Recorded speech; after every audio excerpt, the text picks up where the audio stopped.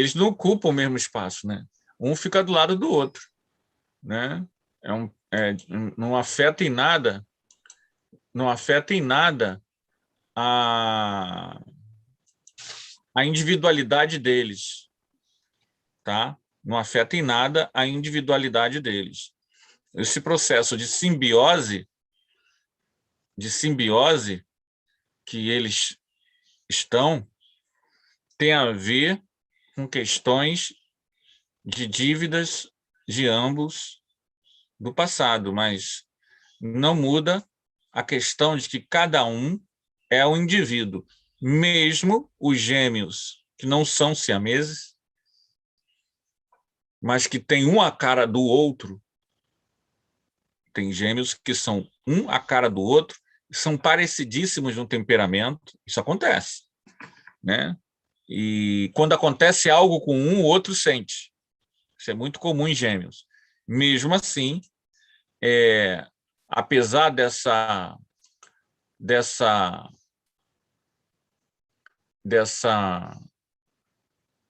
ligação que eles têm, a grande realidade é que cada um é um indivíduo. Para além das questões genéticas e das similaridades que a genética produz, cada gêmeo é um indivíduo, seja siamês, seja não siamês, né? São espíritos diferentes. A mesma coisa para clone. São espíritos diferentes. Amanda? Tem um caso que é o que eu acho mais estranho em relação a gêmeos siameses, né? Pegando aí o que o Rui falou. Era o caso de um homem que você via de frente, ele era normal, você não via nada de diferente nele. Mas nessa parte aqui de trás da cabeça dele tinha um outro rosto. Ao invés de ter cabelo nessa parte de trás, outro rosto. E todo mundo dizia que era uma aparência demoníaca. Era a descrição. É que era? Desculpa, Amanda, estava aqui acessando a internet. Tá. O caso mais estranho que eu já ouvi em relação a gêmeos siameses era um homem que, de frente, você não via nada de diferente nele. Só que aqui atrás, ao invés dele ter cabelo, ele tinha um rosto. E todo mundo falava que era uma aparência demoníaca. Ele, de frente, era uma pessoa normal, não tinha nenhum tipo de aparência estranha, nada disso. Mas todo mundo falava que o rosto de trás era estranho, era um rosto com um olhar malvado, por aí afora. E mas era vivo? Eram siameses? Era um outro indivíduo? Eu acredito que isso tenha sido no século XIX. Porque são gêmeos parasitários. E eu acho que é algo assim. Só que tem uma coisa que chama muito atenção. O cara que tinha, né, essa característica, ele falava que ele tinha dois pensamentos. Em alguns momentos ele tinha o pensamento dele, em outros momentos ele tinha um pensamento mau, ruim. E, de vez em quando, aquele rosto de trás falava. Ele não tinha uma verbalização assim fluida, mas ele, em alguns momentos, falava. E esse cara até acabou se matando, porque ele tinha uma questão assim eram muitas vozes na cabeça dele, digamos assim. Era dele mais do irmão, né? Mas ele cita que haviam dois pensamentos diferentes, duas vontades diferentes. Então, fala até um pouco do que o Rui estava perguntando. Eu acredito que fale um pouco disso. Porque era um único corpo, a única divisão, digamos assim, era o rosto do outro aqui atrás, mas ele relatava. Eu tenho dois pensamentos, às vezes eu tenho duas vontades. Uma é a minha vontade, a outra é a vontade do meu irmão. Então, dá aí para você perceber que realmente a impressão que dá, como se fala na doutrina espírita, é que o nosso corpo é um cárcere para o nosso espírito, né? Mas para esse, aparentemente, haviam dois espíritos ali naquele corpo, né? Já que haviam dois pensamentos distintos, para aquele espírito que estava preso aqui atrás, o cárcere era muito maior. Então, Sim. acredito que houvesse aí até mesmo um resgate, né, a ser feito Não, com de um certeza. aprisionamento muito maior do que o que nós vivemos hoje. O que a gente precisa entender é que casos de siameses, por mais esquisitos que sejam, é um problema físico que atinge dois espíritos. Então, o corpo físico deles está ligado um com o outro. Independente do grau, há uma ligação. Às vezes, a ligação é pelo umbigo, pelo estômago. Eles dividem um só estômago, um só coração. Às vezes, o outro, um dos siameses, ele não tem como sobreviver se for separado, porque ele é totalmente dependente. E isso é má formação fetal. É um problema de má formação fetal, que a medicina conhece muito bem. Mas até tem um livro que é do Américo Nunes, ele é médico, Américo Domingos Nunes, em que ele mostra várias fotos, ele fez uma pesquisa sobre isso, dessas deformações físicas e dos espíritos. Por que os espíritos nascem assim? Em geral, é espírito endividado, muito endividado, consigo mesmo, e muitas vezes são espíritos que brigam há muito tempo. Isso. E entram num processo de simbiose lá no mundo espiritual. Sim. E aí, quando acontece o processo de reencarnação, o processo de simbiose se replica no corpo físico. Acaba que os dois espiam pelo ódio que guardam entre si. Mas nem todo caso é esse. Cada caso é um caso. Mas nenhum deles é prova só. É expiação na maioria das vezes, porque é muito complicado. Tudo que embaraça demais a tua manifestação no mundo físico significa que você está expiando algo. Dificilmente é uma prova. Porque você não precisa passar por provas assim, né? Você só passa por essas coisas porque, infelizmente, nossos atos nos comprometem e criam esses embaraços. Mas, voltando ao nosso tema, Sim, são duas Anderson. almas. Isso. Mas porque eles não, na verdade, o perispírito não vai acoplar no corpo, ele vai ficar do lado ali, né? Vamos dizer, mais ou menos isso, né? Não, Porque perispírito, a gente não tem nem como. A gente não precisa se preocupar com perispírito, porque perispírito está em outra dimensão. Não vamos confundir a alma com a perispírito. Perispírito não tem densidade. Os átomos do perispírito são abertos. Então, eles se interpenetram. Não são que nem o nosso. A propriedade dos átomos espirituais, ou átomos astrais, ou átomos perispirituais, eles são diferentes, a configuração deles é diferente da matéria física. Então você pode, no mundo espiritual, ter 50 espíritos e todos estarem aqui, jungidos. Porque cada um, como os átomos são mais livres, eles se interpenetram.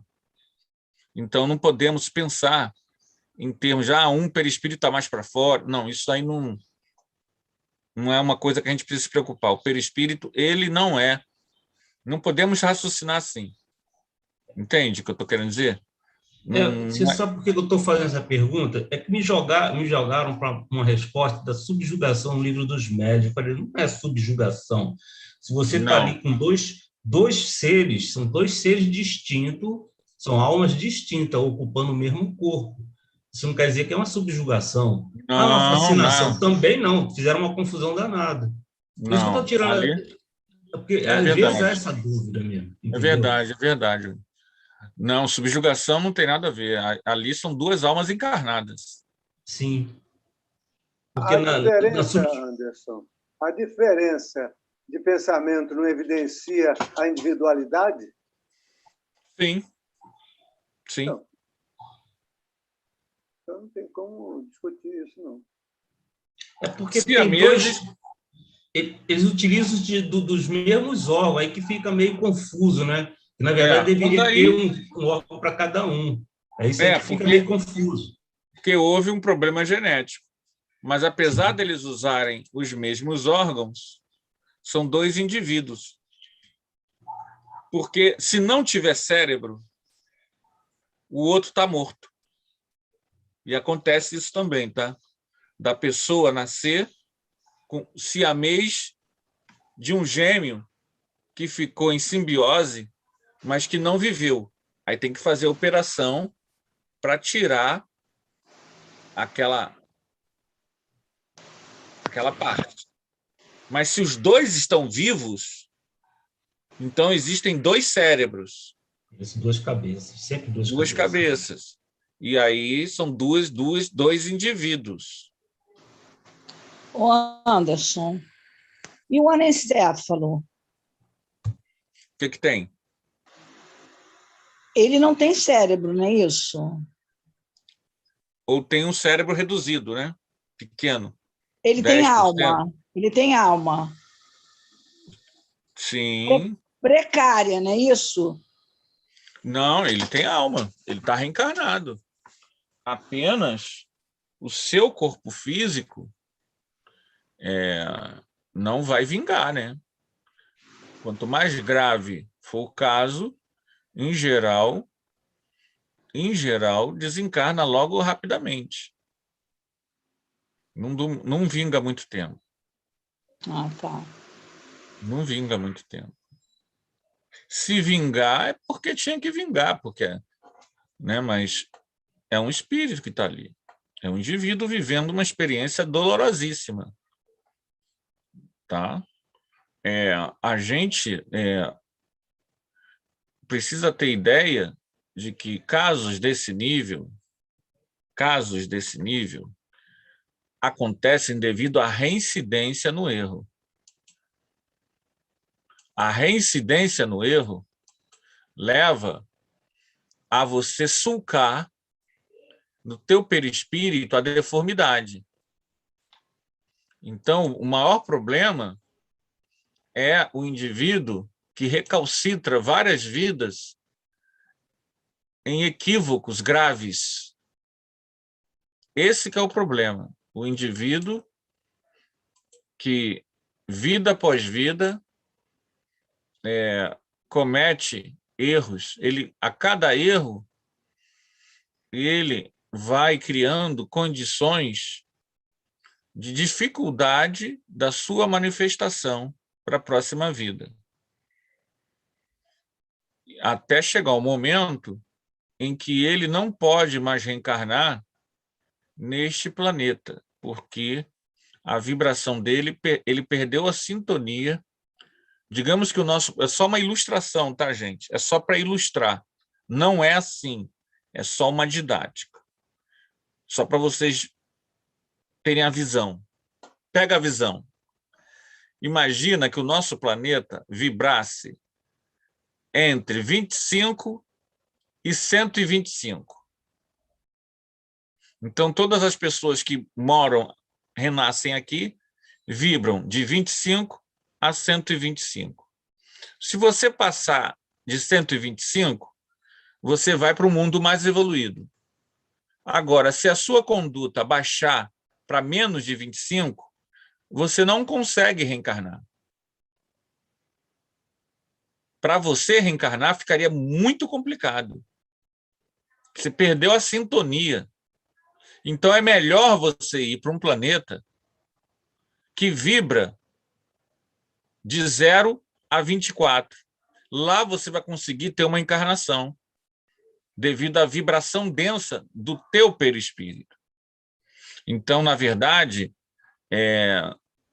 a transmigração interplanetária que é quando o espírito é retirado de um ambiente, é porque o espírito não avançou, porque o planeta também evolui quando a coletividade dele evolui. Então, o indivíduo, todo mundo é 23 e o planeta está indo, o planeta está avançando. 25, 20, e o cara está lá em 23, e 28, 30. O planeta já tem gente até de 100 e o cara ainda está em 23. Só que acabou a vibração 23 naquele planeta, não tem mais. Chega o momento que aquela vibração, aquele plano não existe mais no planeta. Então, se ele fica no planeta, nas zonas mais pesadas do planeta, é como se ele não conseguisse respirar. O planeta já está vibrando. Então, a didática divina, ele automaticamente é levado para um planeta tão denso quanto ele ainda está. Ele não regrediu, ele não avançou, é diferente. Ele não caiu, ele se recusou a avançar. Então, enquanto o indivíduo está reencarnando, significa que, por pior que ele esteja, ele ainda está, o planeta ainda comporta ele. Mas existe pessoas que não renascem mais. Há pessoas que, ao desencarnarem, elas já são levadas para mundos densos, porque elas não têm como reencarnar. Porque, além disso, além da vibração densa, se elas reencarnam, elas podem trazer dores a uma coletividade que não tem mais que passar por aquilo. Então, é complicado o reencarne dele. Ele, reencarnando, vai trazer expiações e dores a uma coletividade que não precisa mais passar por aquilo. Então, ele é nocivo. Então, eu conheço um caso em que o indivíduo ele foi levado numa colônia espiritual e várias pessoas foram desdobradas e entre trabalhadores desdobrados e trabalhadores desencarnados. E aí todos os encarnados tiveram que ser colocados nos encarnados aparelhos. Quando o espírito entrou no salão, no anfiteatro, numa cidade espiritual, logo de imediato, 10 a 15 pessoas voltaram para o corpo. Ele não via ninguém. A espiritualidade não permitiu ele ver ninguém. Mas ele era um espírito que estava há séculos no processo de domínio sexual. Então, o processo dele de sedução sexual, energética, era de forma terrível. Ele era um vampiro sexual que dominava as pessoas com muita facilidade devido a ele ter se tornado um expert no domínio da fascinação sexual. E aí o mentor falou, olha, ele não vai reencarnar mais aqui. Para o próprio bem dele. Porque cada nova encarnação são mais tragédias que ele gera. Então, ele precisa ir para um planeta denso, pesado, onde todo esse processo dele ele seja temporariamente esquecido e ele tenha reencarnações abruptas para ele poder pensar melhor. Então, percebam bem que o banimento para outro mundo não é uma punição pela punição. Não sei se alcançaram. Há todo um processo também de auxílio àquela alma endurecida, que precisa ir para um lugar endurecido para poder acordar, porque aqui ele está num loop repetitivo, né, que ele não consegue sair, ele não consegue desembaraçar. Então, esse processo da transmigração é fascinante, eu gosto muito desse tema, tá? Mas vamos, que não é o nosso tema de hoje. Já desviamos bastante. 141. Quem gostaria de ler para a gente?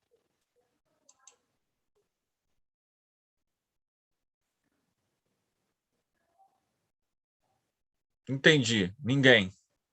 Entendi. Como você falou, Vou quem, falar. aí eu não me candidatei, mas eu posso continuar. Ok. Então vamos lá. Ninguém se candidatou? Há alguma coisa de verdadeira na opinião daqueles que pensam que a alma é exterior e circunda o corpo? Resposta: a alma não está aprisionada no corpo. A alma não está aprisionada no corpo, como o pássaro numa gaiola. Ela irradia e se manifesta ao seu redor, como a luz através de um globo de vidro, ou como um som em torno de um centro sonoro. É assim que se pode dizer que ela é exterior, mas não é, por isto, o envoltório do corpo, mas não é por isto o envoltório do corpo. A alma tem dois envoltórios. Um é sutil e leve, que é o primeiro e que chamas perispírito. O outro grosseiro, material e pesado, que é o corpo. A alma é o centro de todos esses envoltórios, como o germe em um núcleo, já o dissemos. Como o germe em um núcleo, já o dissemos. Quer dizer, eles já avisaram que é desse jeito. Exato. O perispírito não é, como a gente comentou antes, né, circunscrito ao corpo físico. Ele tem os seus átomos espirituais, átomos perispirituais, ou, se quiser, átomos astrais, tem uma configuração mais aberta. Então, ele é expansível, ele se expande. Nós aqui... Poderia-se dizer, Anderson, que é como uma lâmpada, aquele focozinho de luz lá dentro e ela se irradia por tudo quanto é lugar? Pode-se dizer. Pode-se dizer um pouco assim, né? Nós, no mundo físico, nos acostumamos a ter tudo, cada coisa no seu lugar. Minha mão está aqui. Se você disser que a minha mão perispiritual ela está aqui assim, a gente tem dificuldade. Mas é justamente o exemplo que você deu. Pela irradiação, a gente pode ter uma ideia por que ele não é circunscrito. A gente, na nossa cabeça, a gente precisa ter a ideia de circunscrito, porque a gente não compreende. É mais difícil para a gente, enquanto estamos encarnados, entender esse processo mais sutil, mais leve, mais expansível. Entende? Para nós é mais difícil entender. Mas a gente consegue. Sim. É quando, às vezes, nas quartas-feiras ou na quinta, a gente sente que é como se a mão tivesse maior do que a nossa, seria isso? De certa forma, é isso. É a expansão do perispírito.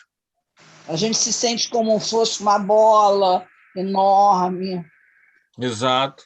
É a expansão. Porque nossos corpos perispirituais, nenhum deles é circunscrito ao corpo físico. O corpo físico é o corpo que permite a nossa manifestação no mundo físico. Na verdade, nós somos mais expansíveis. O problema é que nós não temos evolução, a maioria das pessoas, para sentir essa expansão que nós somos. E quando eu digo não temos evolução, é o seguinte: se a gente soubesse que quando eu penso em alguém intensamente, meu perispírito toca essa pessoa, a gente ficaria assustado. A gente ficaria assustado. A gente não tem ideia. Então, quando você odeia alguém com muita raiva, você, de certa forma, vai até aquela pessoa. Você se expande. É o que chama na parapsicologia de percepção extrasensorial. Pode falar, Rui. Então, quando a gente vê aquele corpo denso e ao lado, irradiando, depois desse corpo denso, aquela parte mais densa mesmo, você vê aquela luz, né? Isso aí, no caso, então, seria o perispírito, né? Porque ele se É, expande. O denso seria o nosso corpo físico mesmo, nossa matéria. é. E aquilo que está expandindo dentro, fora do corpo, essa parte densa, então, tipo uma luz, você vai ver que é o perispírito, no A caso. aura, É a as aura. auras, né? As auras, elas não deixam de ser expansão perispiritual, que são as auras que a gente vê quando o clarividente vê. Ele, na verdade, a aura, você tem várias camadas de aura e cada camada é uma expansão. Então, o perispírito ou os perispíritos, eles se expandem. Quanto mais superior ele é maior. Então, ele é maior porque o seu nível de irradiação é maior. E aí você começa a entender um tema que a gente vai chegar daqui a pouco, da ubiquidade do espírito que está em mais de um lugar ao mesmo tempo. Na verdade, ele está expandindo, ele tem a capacidade de expandir. Para além, nós não conseguimos entender como eu posso estar registrando 3 ou 4 coisas ao mesmo tempo se eu só tenho um cérebro. Para nós é difícil entender. Mas para um espírito superior, ele não tem esse limite. Esse limite nós o colocamos devido à nossa inferioridade espiritual. Leia-se aí, entre aspas, orgulho e egoísmo. O orgulho e o egoísmo restringe a gente, porque é meu. Quem você sabe com quem está falando? Você sabe com quem está falando? Quem é ela para falar assim de mim? Isso, você está apequenando. Você está inflado de si mesmo. Já o amor não, o amor expande. Todos sejam felizes, seja feliz, eu vou lhe ajudar. Você está se expandindo.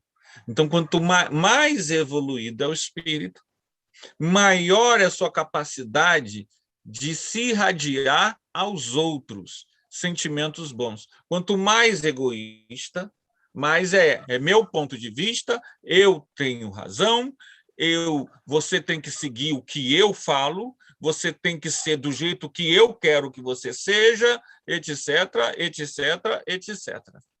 Então, o egoísmo e o orgulho restringem a nossa manifestação.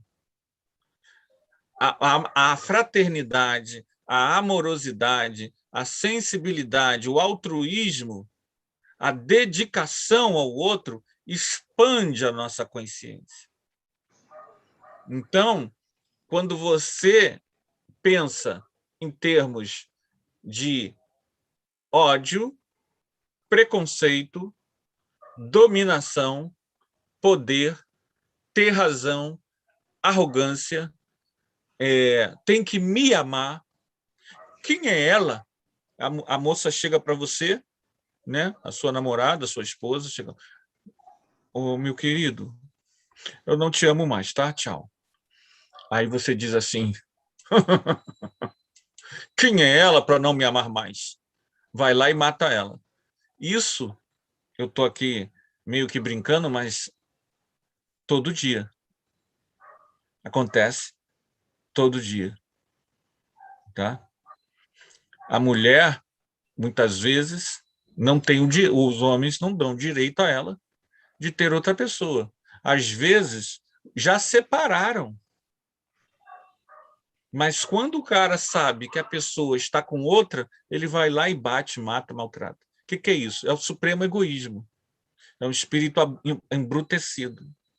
Então, o orgulho e o egoísmo nos separam da vida. Restringe a gente fica preso. Eu tenho razão. Eu sou melhor. Você está aqui, ó, preso. Aí, o que a espiritualidade nos fala? Qual é o pior estado no mundo espiritual? É quando você perde a forma. Você se torna um ovoide.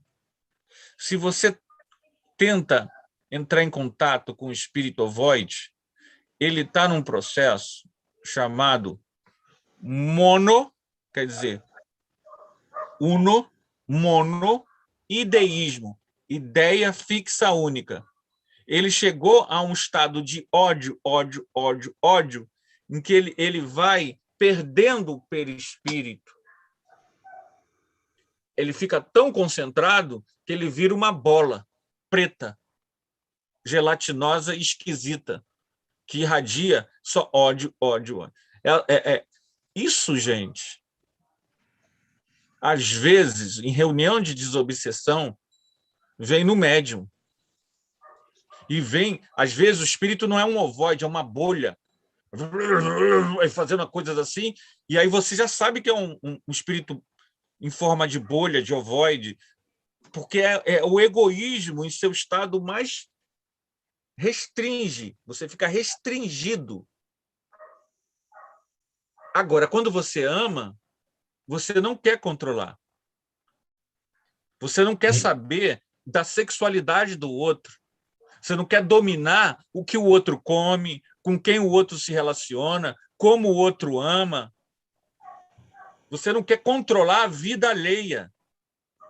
Você não quer dominar, você não quer tacar pedra, você não quer se julgar mais evoluído porque você é reencarnacionista. Ai, coitado deles, eles, coitadinhos, não são tão evoluídos. Isso tudo, gente, é restringimento. Porque quem ama não compara. Se eu ainda preciso, eu sou espírita, eu tenho a força, I have power. Gente, isso é ego. Isso não é amor. Isso é arrogância. E se é arrogância, está restringindo. Quando é amor, eu não. Veja bem, seu filho está passando por uma situação difícil, mas você tinha avisado ele antes. Olha, abre o olho, isso daí não presta, hein? Não, que isso, mãe? Você quer? Não dá, não dá. Não. Aí daqui a pouco, tabum! O filho. Aí você vai ficar falando, eu não disse. Não, fecha a porta. Não, você não vai ficar. Você é um espírito inferior. Entende? Você vai ajudar. Porque o teu amor pelo teu filho é sincero. Você não vai ficar se perdendo em comparações. Não, você pode até dizer isso, né? Mas o que eu quero dizer é o seguinte: quando você ama, você quer ajudar. Você não fica pensando assim, você não vira as costas porque você é mais evoluído, ou porque você é mais perfeito, ou porque você tem razão. Porque se você fizer isso, você é mais, menos do que ele. Você é pior do que ele. Menos evoluído. Alguém levantou a mão aí, gente, mas eu estava no fluxo da ideia. Pode falar aí. Foi você, Rui? Foi. Não, era só uma colocação, porque quando você vê esse ovoide, ele parece é tão desfigurado e que ele se torna uma figura animalesca, né? Porque ele não é uma coisa muito agradável de se ver. Ele tem várias formas, tem vários tipos. E você vê que essa diferença é bem, bem grande, como você está falando aí. Por exemplo, você vê um grupo. Eu estava numa assembleia que estavam fazendo uma palestra, na verdade era um simpósio, né? E estava o Haroldo e aquele Valdo Vieira, que acho que é aquele que teve aquele isquemia, né? Que ficou meio de lado. Raul Teixeira. E apareceu um grupo, né, de cantores, né, espíritas, e eles estavam ali apagando-se a luz, botaram aqueles focos, só que, de repente, eu comecei a ver um deles irradiava muita luz. Né? Você vê, ele estava fazendo aquilo com tanto amor, eu penso assim, que começou a irradiar uma luz dele, e eu falei assim, meu Deus, deve ser aquelas luzes que estão ali, mas não era uma luz diferente daquelas que estavam no palco. Então, ele estava irradiando dele mesmo para aquela plateia que estava ali. Como ali tinha bastante gente com o mesmo, voltado pelo mesmo pensamento, né? Sim. Aí você vê como alimentou essa luz dele. E ele foi irradiando. Eu fiquei assim impressionado depois. Só me permita, assim, nenhuma pretensão, dizer o seguinte: na maioria das vezes, essa luz não é da pessoa, é o mentor espiritual que está acoplado na pessoa. Às vezes acontece isso. Você está fazendo a palestra e você sente nitidamente algo maior te envolvendo, sabe? Comigo é raro, mas já aconteceu. Algo maior te envolvendo. E aí, se alguém olhar para você, você sabe que a pessoa vai ver luz, porque você está totalmente envolvido. Mas aquela luminosidade não é nossa. Aquela luminosidade é do mentor que acoplou a você por algum motivo, né? Claro, você deu as condições para tal, né? E o mentor ele acopla muitas vezes, porque às vezes é para ajudar uma pessoa que está na plateia, uma pessoa que está na plateia. Só que aquilo ali é condição de vida ou morte. E aí o orador ele é acoplado, ele não sabe o porquê, as ideias começam a fluir, mas aquela luminosidade, aquela coisa não é dele. Isso acontece muito também, tá? Alguém aí que levantou a mão, Rosângela.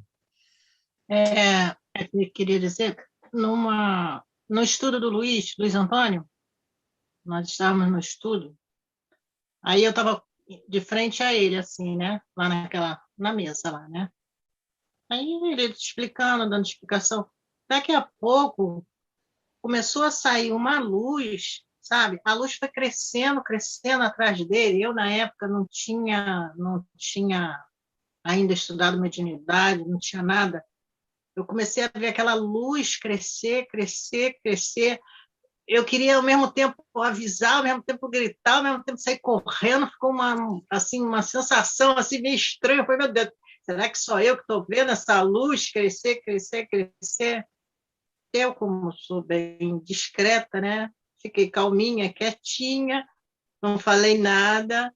Uma luz linda, assim, linda, linda, linda. Justamente o que eu estou falando. Geralmente, são mentores espirituais que acoplam a pessoa está bem, a pessoa tem o mérito, porque ela está bem e ela está dando o campo para a sintonia.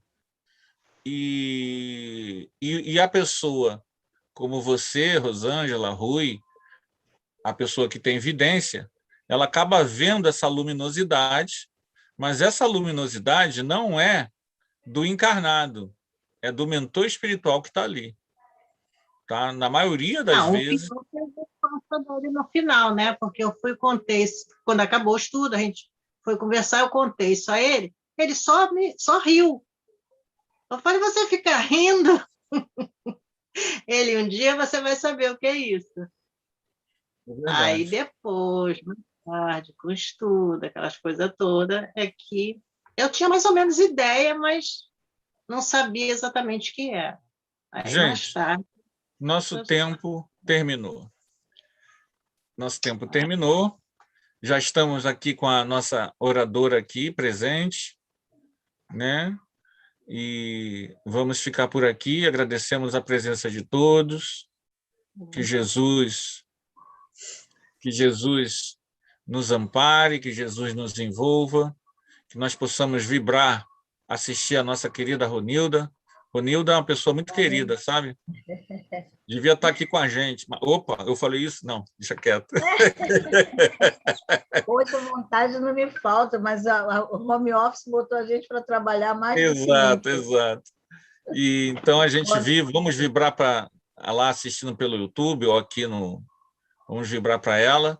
Vamos fazer nossa prece final. Tarcísio, faz nossa prece final, por favor, para a gente terminar. Pai de misericórdia e amor infinito, em nome de nosso Senhor Jesus Cristo, queremos te agradecer por mais esse estudo por mais estes entendimentos que aqui nos foram dados e que nós possamos continuar nesta luta para vencer a nós mesmos, para buscarmos o conhecimento e nos tornarmos verdadeiramente servidores do Cristo, servidores nessa seara de amor, de luta para vencermos principalmente a nós mesmos e fazermos do mundo um mundo melhor através da nossa própria melhora. Muito obrigado, Senhor, por este amparo e que nós possamos estar de volta na próxima semana com a mesma dedicação, com o mesmo carinho, com a mesma vontade de aprender. Esteja conosco, Mestre, hoje, agora e sempre. Graças a Deus.